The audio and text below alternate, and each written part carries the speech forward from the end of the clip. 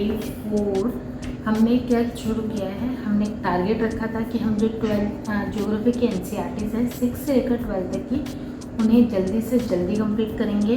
तो last 3 days में हम कर चुके हैं 6, 7, 8, 9, 10 की। अभी जो सबसे बड़ी NCERTs है 11th और 12th की 4 NCERTs है, अब उसे ख़त्म करने का टाइम आ चुका है। तो आज से शुरू कर रहे हैं हम 11th की NCERT और हम उठ चुके थे 5:30 बजे। उठाते उठाते खुद को थोड़ा टाइम लग जाता है, मुंह धुला, थोड़ा बहुत वॉक किया, डांस किया, थोड़ा टाइम लग गया। बट अब शुरू करते हैं पढ़ाई और कोशिश करेंगे कि जो मॉर्निंग का स्लॉट होता है सबसे रिफ्रेशिंग होता है, तो उसमें जल्दी से ज़्यादा कवर करने की कोशिश करेंगे। और तो मैंने पढ़ना शुरू किया fundamentals of physical geography. 11th की NCERTs 2 हैं, तो मैंने आज शुरुआत की है फंडामेंटल ऑफ फिजिकल ज्योग्राफी से। उसके अलावा जो दूसरी NCERT 11th की ही है वो इंडियन ज्योग्राफी की है। तो जब हम फंडामेंटल ऑफ फिजिकल ज्योग्राफी पढ़ते हैं तो उससे हमारे कौन कौन से कॉन्सेप्ट बनते हैं कि हमारा अर्थ का ओरिजिन कैसे हुआ था, किस तरीके से हम एज अ ह्यूमन आने से पहले क्या क्या चीज़ें यहाँ पर एग्जिस्ट करती थी, हमारे इंटीरियर ऑफ द अर्थ के अंदर क्या क्या चीज़ें हैं, जैसे नाइफ है, नाइफ क्या है, निकल और फेरस यानी कि आयरन है हमारे कोर के अंदर, वो भी लिक्विड फॉर्म में है। ये हमें कैसे पता चलता है, जबकि हम तो कभी वहां तक पहुंच भी नहीं पाएंगे क्योंकि वहां का टेम्परेचर काफी ज्यादा है। उसके अलावा किस तरीके से ओशन और कॉन्टिनेंट्स बटे हैं, उससे रिलेटेड जो भी थ्योरीज हैं, वो सारी चीजें हमें किससे पता चलती है, फंडामेंटल ऑफ फिजिकल ज्योग्राफी से। और उसके बाद मेरे दोस्त मुझसे मिलने आ गए थे। ये सुबह अभी अकेले आया है तो अभी बहुत शांति से ब्रेकफास्ट करेगा, और जैसे ही भीड़ आएगी ना वैसे ही टूट पड़ेंगे ये लोग एक दूसरे पे। खाना कम खाते हैं, लड़ते ज्यादा है। जैसे बहन भाई होते हैं ना कि कम खाएंगे बट हाँ दूसरे को खाने नहीं देंगे, ऐसे ये लोग भी बहुत ज्यादा लड़ते हैं। और अपने नन्हे नन्हे दोस्तों को उनके हाल पर छोड़कर मैं वापस आ जाती हूँ अपने टेबल पे, क्योंकि अभी भी बहुत सारी चीजें पढ़नी बाकी रह गई थी। ये जो 11th और 12th की NCERT है, इन्होंने ये बहुत ज्यादा टाइम लेने वाली थी और मैं इस चीज के लिए काफी प्रिपेयर्ड अपना माइंड कर रखा था, क्योंकि यहाँ पर सिर्फ रीडिंग नहीं करनी है, यहाँ पर आपको कॉन्सेप्ट भी क्लियर करने हैं, आपको यहाँ पर अब रिटेन भी करना शुरू करना है। तो इसलिए मैं बहुत ज़्यादा टाइम लगने वाला था और मैं इस चीज़ के लिए प्रिपेयर थी और मैंने फिर से शुरू किया अपना NCERT को पढ़ना। और जब मैं बाहर निकली तो मैंने गमले में आज तक पेड़ देखे थे, पर पहली बार कबूतर को देखा इतने आराम से बैठे हुए। तो जब मैं वापस पढ़ने के बाद वापस बाहर आई तो मैंने देखा हल्की हल्की बारिश शुरू हो गई थी। बहुत ही प्यारा सा मौसम हो रहा था और मैंने सोचा इस मौसम का फ़ायदा उठाया जाए, और फिर मैंने शुरू किया अपना योगा करना बहुत ही प्यारी सी हवा के साथ।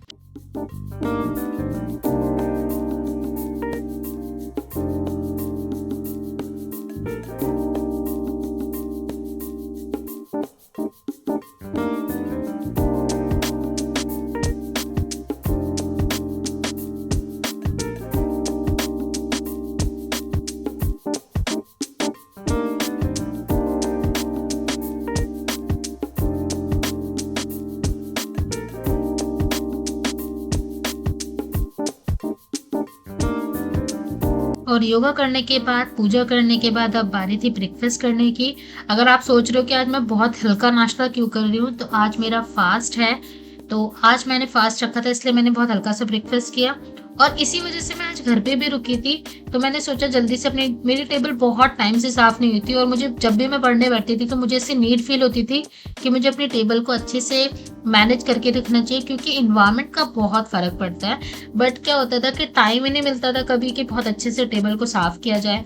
तो आज मैंने सोचा अभी अपना 11 बजे वाला स्लॉट शुरू करने से पहले इस टेबल को अच्छे से क्लीन करूंगी, जो भी अननेसेसरी सामान है सबको हटा के, और फिर ही पढ़ने बैठूंगी। तो अब यहाँ पर हम करेंगे अपनी टेबल को फटाफट से साफ।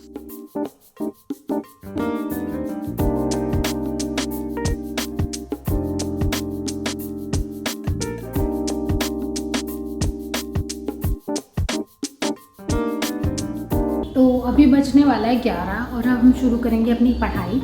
आप लोग सोच रहे होंगे कि आज मैं लाइब्रेरी क्यों नहीं गई हूँ, तो उसके 2 रीज़न है। एक मेरा फास्ट है तो इसलिए मैं बहुत सारी चीज़ें कैरी करके लाइब्रेरी ले जा नहीं सकती, और मुझे बहुत भूख लग जाती है। तो मैं कई बार सोचती हूँ यार बाहर खाने जाती हूँ तो टाइम वेस्ट होता है आने जाने में। तो आई हैव डिसाइडेड कि आज मैं घर पे रुक के पढ़ाई करूँगी, भूख लगेगी तो तुरंत बना लूँगी। दूसरा, कई बार क्या होता है इमरजेंसी में मुझे घर पे रुकना होता है, तो अब मुझे आदत बन गई है कि मेरे को सिर्फ मेरी लाइब्रेरी में अच्छे से पढ़ाई होती है पूरा दिन में। घर पे पढ़ाई होती है मॉर्निंग में और शाम को। तो एक ना ये हैबिट बन गई है, तो मैं अपनी हैबिट चेंज करना चाहती हूँ कि अगर मुझे कभी घर पर इमरजेंसी में रुकना भी पड़ जाए तो मैं घर पर भी अच्छे से उतनी ही इफ़ेक्टिवली स्टडी कर पाऊँ, उतने ही आवर्स की स्टडी कर पाऊँ, उतना ही कंटेंट कवर कर पाऊँ, अपने सब्जेक्ट कवर कर पाऊँ। तो बस इसीलिए आई हैव डिसाइडेड कि I will stay at home today and I will study at home. तो बस यही सोचकर आज मैं घर पे रुक गई हूँ। तो आज हम अभी बजने वाला है 11 बज गया है और अब हम शुरू करेंगे न्यूज़पेपर के साथ, जैसे हम लाइब्रेरी में शुरू करते थे। तो चलिए शुरू करते हैं पढ़ाई। और आज हमारी चल रही है 11th की NCERT। तो 11th की NCERT आज पता नहीं कवर हो पाएगी नहीं हो पाएगी पूरी, क्योंकि मेरा जो टारगेट था कि 11th की NCERT एक दिन में पूरी कवर हो जाए, बट लग तो मुश्किल रहा है क्योंकि काफ़ी बड़ी भी है और उसमें काफ़ी इंपॉर्टेंट फैक्ट्स भी है। तो हम उसको जल्दी से ऐसे गो थ्रू नहीं कर सकते, उसे बहुत अच्छे से और बहुत ही इफेक्टिवली पढ़ना होगा। तो देखते हैं आज 11th की NCERT कंप्लीट होगी कि नहीं होगी।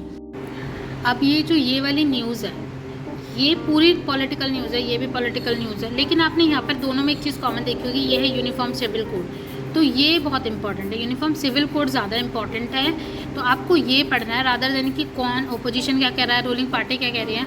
पॉलिटिकल न्यूज़ को आपको बिल्कुल भी नहीं पढ़ना है, टाइम बचाना है अपना। और आज न्यूज़पेपर में काफ़ी इंपॉर्टेंट आर्टिकल आया हुआ था NIRF की रैंकिंग से रिलेटेड। क्या क्या पैरामीटर्स होते हैं, जैसे कि 5 पैरामीटर्स के ऊपर डिपेंड करता है, तो प्रीलिम्स के लिए बहुत इंपॉर्टेंट है। लेकिन जब NIRF आया है तो उसको लेकर बहुत ज़्यादा क्रिटिसिज्म हो रहा है और उसका कहीं ना कहीं रीज़न है कि जो इंस्टीट्यूशन का पार्टिसिपेशन है, बहुत ज़्यादा इंस्टीट्यूशन होने के बाद भी सिर्फ 12.3% ही हायर एजुकेशन इंस्टीट्यूशन ने इसमें पार्टिसिपेट किया है। रूरल अर्बन डिवाइड काफ़ी ज़्यादा देखने को मिला। टॉप 10 जो लिस्ट आई है, टॉप 10 इंस्टीट्यूशन की लिस्ट आई है, उसमें रूरल एरिया से 0 इंस्टीट्यूशन है, एक भी इंस्टीट्यूशन नहीं है। और उसके बाद क्वांटिटी और क्वालिटी का जो डिफरेंस है उस पे वो निकल कर बाहर आया है। और फैकल्टी की स्ट्रेंथ कहीं ना कहीं रैंकिंग पर डिपेंड करती है, मतलब रैंकिंग डिपेंड करती है फैकल्टी स्ट्रेंथ पे। तो ये सारी चीजें इस आर्टिकल के अंदर मेंशन थी और बहुत ही अच्छा था ये आर्टिकल, उसको मैंने बहुत अच्छे से कवर किया। और उसके बाद हम गए अपने एडिटोरियल डिस्कशन पे। तो आज जो एडिटोरियल डिस्कशन था वो था इंसर्जेंसी से रिलेटेड, किस तरीके से कैसे ये जम्मू कश्मीर में एक वहाँ की जो ट्राइब है, बकरवाला ट्राइब, उसने किस तरीके से इंसर्जेंसी को खत्म करने में इंडियन आर्मी की हेल्प की थी, उससे रिलेटेड था। और ये सारी चीजें करने के बाद, डेली करंट अफेयर कंप्लीट करने के बाद, हमने दोबारा से NCERT को पढ़ना शुरू किया क्योंकि ये बहुत ज्यादा टाइम ले रही थी। तो हमने सोचा आज जल्दी से जितना कवर होता है उतना कवर करेंगे, बट अच्छे से पढ़ेंगे, क्वालिटी पे फोकस करेंगे, क्वांटिटी पे नहीं। तो बस उसी को करने हम दोबारा से शुरू कर देते हैं NCERT को पढ़ना। और पढ़ाई के बीच में मुझे आने लगती है थोड़ी सी नींद, तो हम चले जाते हैं एक छोटा सा नैप लेने। और उसके बाद उठने के बाद थोड़ी भूख लगती है क्योंकि मॉर्निंग में मैंने सिर्फ कॉफ़ी और मखाना खाया था। और एज ए स्टूडेंट मुझे लगता है यार मेरे को ना बहुत भूख लगती है, तो टाइम टू टाइम चाहे कम मिले बट थोड़ा थोड़ा कुछ मिलता रहता है, तो बहुत हो जाता है काम कि हाँ बहुत ज़्यादा ध्यान जो है ना पढ़ाई में लगता है रादर देन कि हमारा खाने में ध्यान लगे। तो आज मैं घर पे थी तो मैंने इस चीज़ का पूरा फायदा उठाया। चेयर पे बैठ के पढ़ने का मन था तो चेयर पर बैठ के पढ़ी, और नीचे बैठ के पढ़ने का मन था तो अब मैं नीचे आ गई हूँ पढ़ने के लिए, नीचे वाली टेबल पे, अपनी फ्रेंड की टेबल पे पढ़ने के लिए। तो अब यहाँ पे फिर से शुरू करेंगे NCERT को पढ़ना। और अब हमने पढ़ना शुरू किया था यूनिट 3 थी मिनरल्स के बारे में, रॉक्स के बारे में। यहाँ पर हमने पढ़ा डिफरेंट रॉक्स के बारे में। 3 तरीके की रॉक्स होते हैं, इग्नियस होती है, सेडिमेंट्री होती है और मेटामॉर्फिक होती है। किस तरीके से वो फॉर्म होती है, तो वही सारी चीजें मैंने इस यूनिट में पढ़ी। तो मैं 6 चैप्टर कंप्लीट कर चुकी हूँ अभी तक और अब 7 चैप्टर करना है। लेकिन अब ना मतलब मेरे दिमाग ने ना काम करना बंद कर दिया है क्योंकि 11th और 12th की NCERTs बहुत इंपॉर्टेंट है। हम उनको नॉर्मली रीड नहीं कर सकते।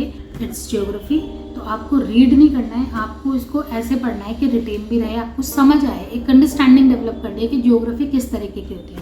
तो it is taking so much efforts और मेरा दिमाग ना भी थक गया है। मतलब अब मैं पढ़ रही थी, ये लास्ट चैप्टर में पढ़ रही थी और लास्ट में आते आते मेरी हालत ख़राब हो गई थी कि समझ क्यों नहीं आ रहा है। तो अभी हम लेंगे इससे ब्रेक और अब हम शुरू करेंगे। अभी हम मेके जो करंट अफेयर्स हैं उनको पढ़ लेते हैं, उसके बाद थोड़ा सा ब्रेक, क्योंकि ऐसे शिफ्ट कर लूँगी तो थोड़ा सा ना फ्रेशनेस आ जाएगी। उसके बाद फिर दोबारा से इसको कंप्लीट करेंगे, जो भी आज के टारगेट है हमारे ज्योग्राफी को कंप्लीट करने के।